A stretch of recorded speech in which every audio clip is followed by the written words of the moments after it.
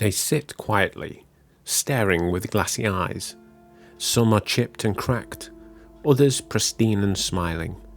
But behind those stitched gawns and painted lashes lies something darker, something that refuses to stay still. Dolls have always unsettled us. Maybe it's their human-like faces. Maybe it's the way they seem to watch when you turn your back. Tonight, we count down 5 haunted dolls you never, ever want to own.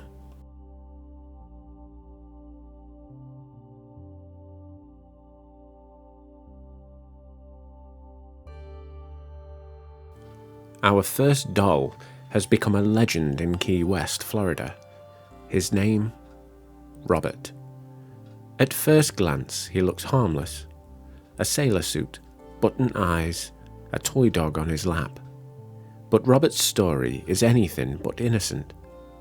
Back in the early 1900s, a young boy named Robert Eugene Otto was given the doll by a servant.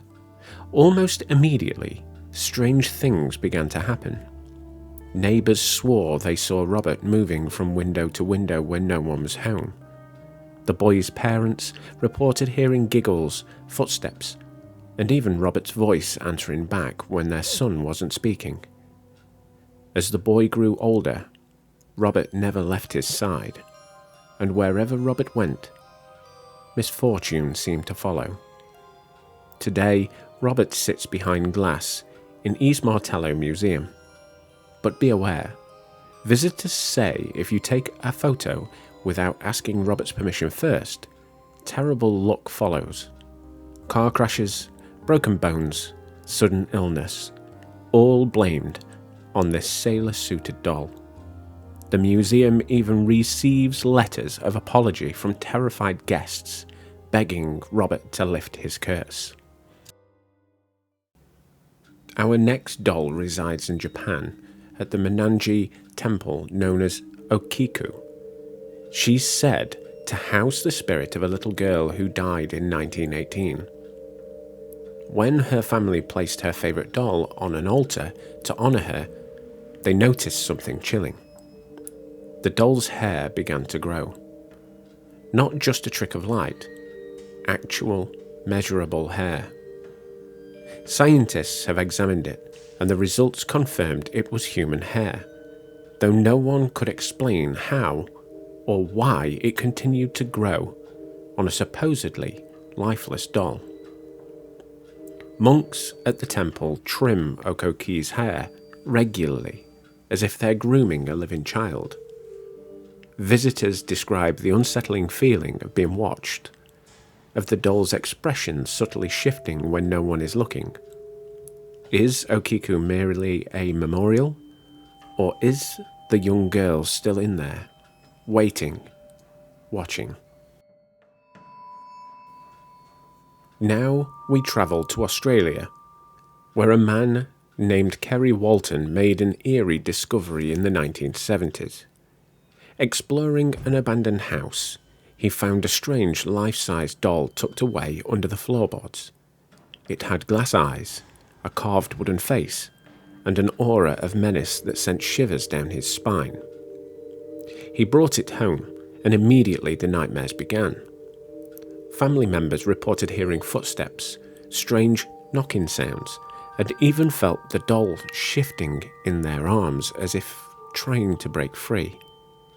They nicknamed it Letta, short for Letta Me Out. Experts believe the doll could be over 200 years old, possibly crafted in Eastern Europe. Legend says it contains the spirit of a child who drowned. Whatever the truth, animals panic when they're near it, people faint or burst into tears when they touch it, and Kerry himself refuses to part with it, despite the doll's sinister reputation. In 1991, a woman donated a doll to the Quesnel Museum in British Columbia, Canada. Her reason? Mandy creeped her out beyond belief. She claimed the doll cried at night, and she'd catch glimpses of her moving from room to room. At the museum, staff quickly realised Mandy was no ordinary doll. Objects began to vanish, only to reappear in odd places. Computers and cameras malfunctioned in her presence, and several staff members reportedly hearing the faint sounds of a baby crying when Mandy was nearby. Even stranger, Mandy doesn't play nice with other dolls. The museum eventually placed her in her own display case because, as staff explained, she didn't get along. Whether Mandy's cracked porcelain face hides a lonely spirit or something more malevolent, one thing is certain: she demands attention, and she gets it. At the top of our list sits the most infamous doll of them all, Annabelle. You might know her from the movies, but the true story is far darker and less glamorous. In the 1970s, two roommates claimed that the Raggedy Ann doll began moving on its own. At first it was small things, a shifted position, a turned head. Then they found notes written on parchment paper that they didn't own, with messages like, "Help me."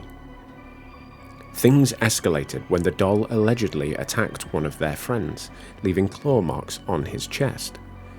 Desperate, they turned to paranormal investigators Ed and Lorraine Warren, who declared the doll was not possessed by a child spirit, but manipulated by a demonic entity.